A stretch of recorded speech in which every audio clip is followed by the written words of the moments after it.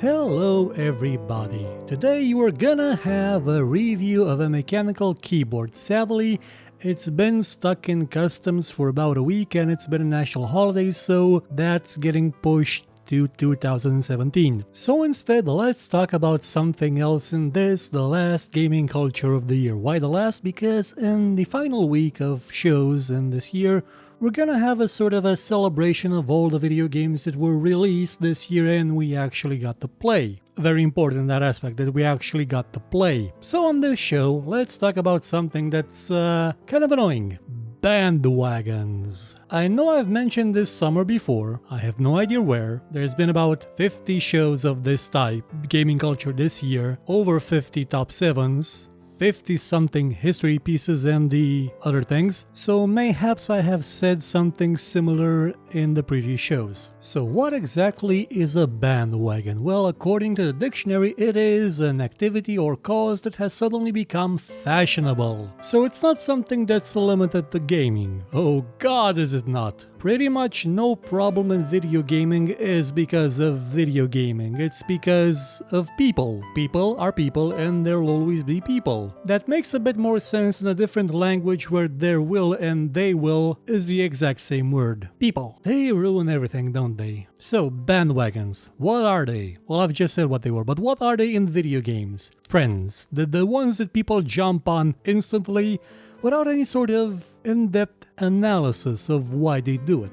Take for example Pokemon Go. Nobody plays it now. Well, some people did to get a Ditto, but the number of people playing it now compared to how many there were in the first week, in the first month, is insignificant. And this is probably the most benign bandwagon example possible. People en masse enjoying something and that's it. Then they'll drift off to the next new thing they want to enjoy. That is the most benign thing possible. As bandwagons go, this is downright near positive. But there's a flip side to this. Bandwagons tend to come in pairs. Because people tend to come, well, not in pairs, but they tend to only see the world in two ways. Something that is with us and something that is against us. Something that is to our liking and something that isn't. You know, like the Sith. People are basically Sith. They'll say, oh, I'm actually a grey Jedi, or a beige Jedi, or maybe a rainbow Jedi. You know, the current Star Wars canon. But they think like Sith. Only absolutes, nothing in between. Something either has to be glorious almighty goodness or scum-sucking villainy, evilness, dastardly horrible. So when the bandwagon starts with people wanting to play Pokemon Go because it's popular, because it's the new thing, there is the reaction to that. There is the people that feel the need to hate it, that feel the need to react to it. People that feel themselves left out, don't know why they're being left out, don't want to be integrated into the thing they're left out of, so they just decide, you know what, let's hate it. And let's spread that hate. Yes, everybody who wants to hate this thing, come on, jump in. I'm driving this thing off the nearest cliff, which is generally where all bandwagons head to. No bandwagon actually has a point, a destination to it. They're just driving aimlessly until they collide with something or drive off a cliff. So it's important that if you see yourself agreeing with people en masse about something that usually sparks strong feelings, you need to analyze what that thing is, why you're feeling like that towards that thing, what exactly is going on, because if you don't, you may find yourself in situations that are downright stupid, where instead of contributing to the world, you're actively making it the worst place to be. And strictly speaking about the gaming industry, bandwagons tend to be absolute crap that are not needed, should not be jumped on, and should not be endorsed just because someone else does it already. One of the oldest examples on the internet that I've seen of bandwagons being utter cancer in video games was with the Fallout 3 release. Well, Fallout 3 announcement and release. For you see, Fallout 3 was a very divisive game. Even though it had a gameplay that pretty much had no relation to what Fallout actually was, it sort of played lip service to it and not really managed to strike a good balance between being a shooter and an RPG, and some would argue fairly that it was kinda crap at being both at the same time. It was fantastically integrated into the Fallout world. Yeah, and the writing was kinda crap from time to time because, yeah, that's Bethesda, you can't expect them to do as good of a job as they did with Morrowind. So the bandwagon was, let's hate Fallout. If you don't hate Fallout, then you're just buying into the hype, right? That's why we hate Fallout. I mean, it's gonna be crap, it's gonna be awful. I mean, look at this list that someone made of all the reasons why Fallout 3 is crap. I mean, one of them was, they have a town in-game called Megatown. What a stupid name! The town was actually called Megatown, and that list was composed basically of things that were not actually true. It was just the ravings of someone that watched a trailer and decided, oh my god, this sucks, I wanna spread bile. And everybody kept sharing that list of how it validated their opinion that this game would be awful. Sure, it wasn't great, but it had good qualities about it. It wasn't completely awful and it wasn't completely good. It was somewhere in between, like everything is. And all was needed for that bandwagon to be avoided was for people to actually try and understand the thing that they were hating. But that takes time, that takes work. Whereas hating something and being around people that hate that same thing, that requires so little effort and it's so satisfying. Because you're in a place where everybody shares the exact same opinion as you. They reinforce your opinion, they make you feel gratified for hating the same thing they do. Now, of course, if there's dissent among that sphere, that bubble of hatred, if there's one opinion that says, well, you know, maybe that bit was actually okay, you can expect things to go violent. Well, internet violent, with swears, well, how dare you? You must be a fanboy. You must be a shill. You work for Bethesda. You are actually Pete Hines and Todd Howard's baby, aren't you? You know, that kind of behavior. And it kind of stuck with me because up until then, I thought I knew Fallout players. Fallout is a cerebral game. Yeah, it's fun and violent as hell. But it's not a shooter, it's not a bang action you turn your brain off kind of game. It's talking to people, it's understanding things, it's doing quests that don't have markers all over the map. I thought it took a certain kind of person to enjoy that kind of game, and oh boy was I wrong. There is absolutely nothing that qualifies you in liking a video game that makes you immune to just being someone that jumps on any bandwagon they see, regardless if it makes sense or not. That was an eye-opener for me. People, no matter what they like, no matter who they are, in general, have the potential to absolutely suck. And I know what you're gonna say. You're the biggest bandwagon jumping motherfucker there ever was. That top 7 about Diablo 3 being crap, that's jumping a bandwagon, isn't it? Well, not really, because I did something that people that jump on bandwagons never do. I explained things. I did my absolute best to explain things. I'm probably gonna continue to explain things forever. Also, I did not start out hating Diablo 3. When I first saw it, I thought to myself, you know, this could work. I was not in the bandwagon of, oh my god, these colors don't make me want to cut myself, it must suck. You know, the Necromancer's Choice visuals crap fest. I was actually liking what they were doing with the game. I was excited for it. And a few months before the release, they pretty much cut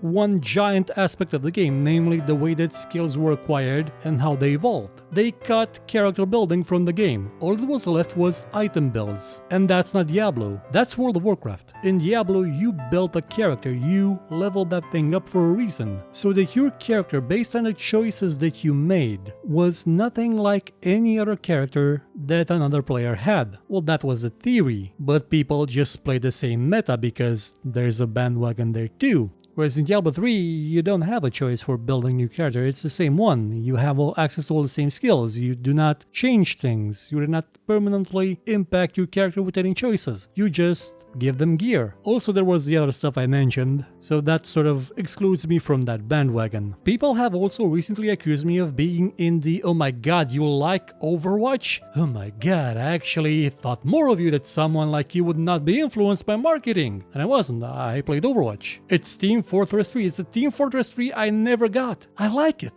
It plays so well. The characters are fun, they're interesting, they have sense to them. They don't look like the dime store knockoffs you find in Paladins. Sure, it could use more variety in its objectives, but it's a solid game. It's one that I don't throw a hissy fit over seeing how it became Game of the Year at that Game Awards thing. Yet some people do and will accuse me and others of just riding a bandwagon, of being uninformed, of not knowing better. And then they'll say something, well, it's just my opinion, no need to go all mad when I'm yelling at you that this game sucks and I'm disappointing in you for liking it. You know, those kind of people. I know those kind of people. It's why I'm making this show for one particular kind of people. If you're watching this, I know you are. Well, actually, no, you're probably not watching this, you just like to complain about things. But back to general bandwagons that don't involve me. Well, partially don't involve me. Remember the Ubisoft hate bandwagon? I'm one of the forerunners of that one. Ever since Black Flag, I've been driving that thing all the way to the cliff.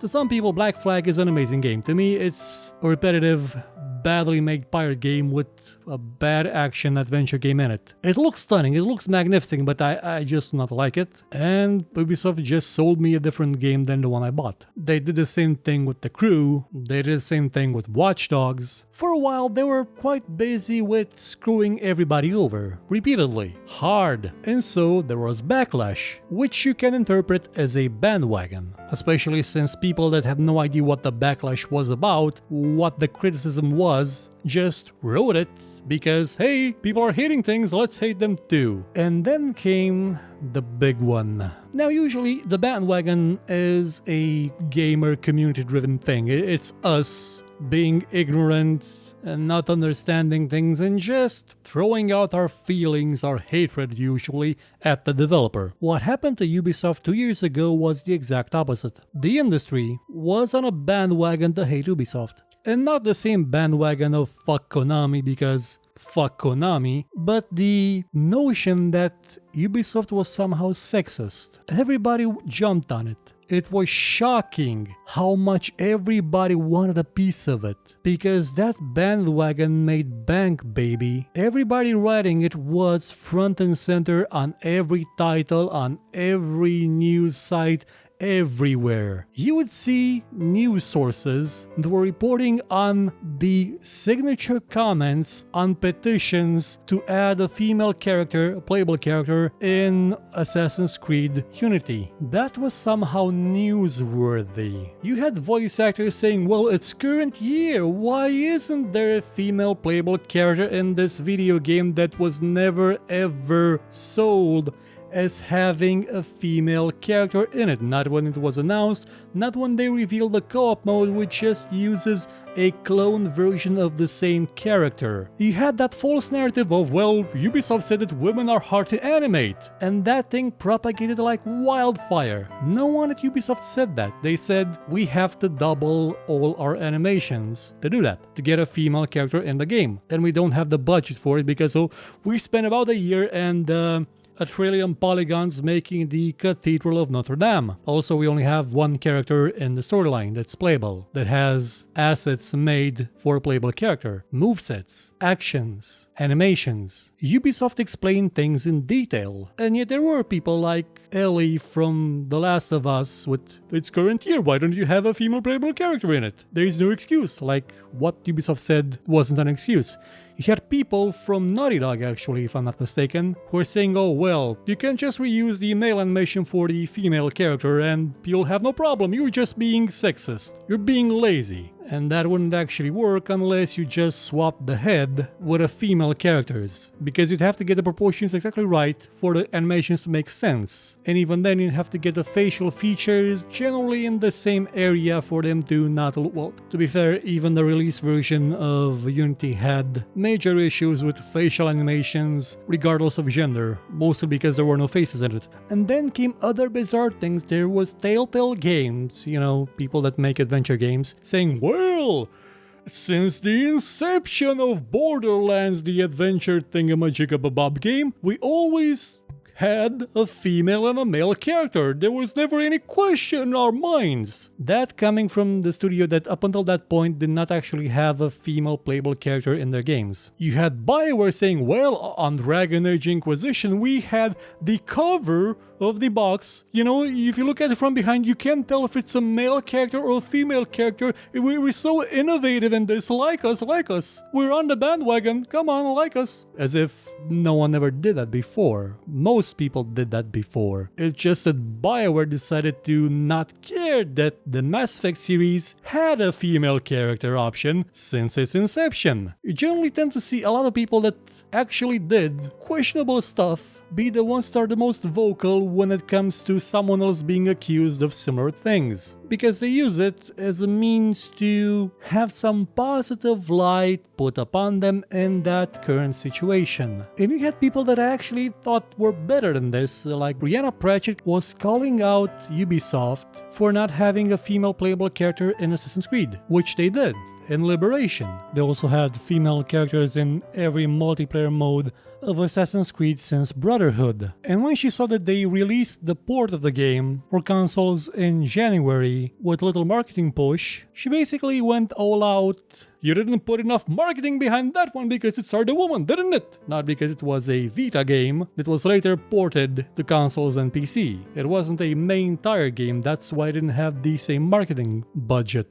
And it kinda spilled over into other areas. She had complained that one of the main characters of Divinity Original Sin on the box art had an exposed midriff, the female had. So they responded to that and they fixed it, not that there was anything to fix. Especially not when we're talking about a complaint made by Brianna Pratchett, who wrote Heavenly Sword, where the main character wore a lot less. Granted, that was 2007 and the bandwagon had not yet started for this issue. Now that bandwagon is dead. On the upside, it did have the benefit of adding some playable female characters in a few big budget video games. A few, like a handful, but they're the big ones so they're noticeable. And no one cares, like no one seems to care. A few weeks ago, Sony announced 2 video games from Naughty Dog that were all focused on having female leads. I didn't see any, oh my god, this is a victory, oh my god, something finally had. No one cared. Because the people that were complaining about these things are now complaining about different things. But again, it's a good thing. Like, they added more diversity in video games. That's a good thing to have. But the way it was achieved, by bullying Ubisoft, by bullying a company that did nothing wrong, on that issue at least, because it was something trendy, because it was what the bandwagon wanted to do. That's downright sinister. That is something that will make your head explode when you realize that it wasn't kids doing this. It wasn't people that are 12 years old and are upset that Overwatch won an award. No, it was adults. It was people with decades of experience in the games industry. That is the awesome power of a bandwagon, a frightening power, one that you must be aware of because it will draw you in when you least expect it. That earworm that keeps going at you inside your head. Join, you know you feel the same way. Reasons don't matter, justifications don't matter, join. If you can't silence that voice, and a lot of people can't, then you will be part of the problem. Analyze things. Make a cold analysis of everything before you decide to jump in. Try reason first, or just do what I do. Not care, because, and this may shock you, these are video games. As much as I do not like Diablo 3's design choices, I fundamentally do not care about it at a high enough level to be bothered to mention it or discuss it in an environment where I am not obligated to do so. Why, you may ask? Well, probably because I have a different perspective on things shaped by certain environmental issues, life experiences, near-death experiences, and the general knowledge that I fundamentally cannot change anything. I'm just a little tiny voice, one that's not strong enough to start a bandwagon, so why even bother doing this? Why even bother doing this show? Well, for money, one. Well, the hope of money, which, with a name like this and how long the show is, it'll probably make about 20 cents at best. But at the very least, The objective I hope to achieve is that you'll understand this concept, you'll form a basic defense mechanism against it and be freed of it. Sort of like what Paul and Leto wanted with the Golden Path for humanity in Dune. Now, if you'll excuse me, I'll have to go transform myself into a giant sandworm, so see you with another one of these shows probably next year, and we'll also have more shows over the next couple of weeks that are about other stuff. Enjoy! And hey, if someone wants to start a bandwagon with liking our content and sharing it and showing it to other people, that would have no negative effects on anyone. Unless the fame goes to my head and I do something stupid, so yeah, beware bandwagons in general. Goodbye. Thank you for watching this show. If you enjoyed it, please consider watching some of our other videos and maybe sharing them or giving a thumbs up if you feel like it. And if you really liked what you saw, please check out our Patreon page. For just $1 a month, you could help us make much better shows and get some rewards in the process. Or you could consider buying my book called Tale of Doom. Volume 1 is out now and available for just $2. And as always, if you thought it was horrible, you know where to find me and complain about it.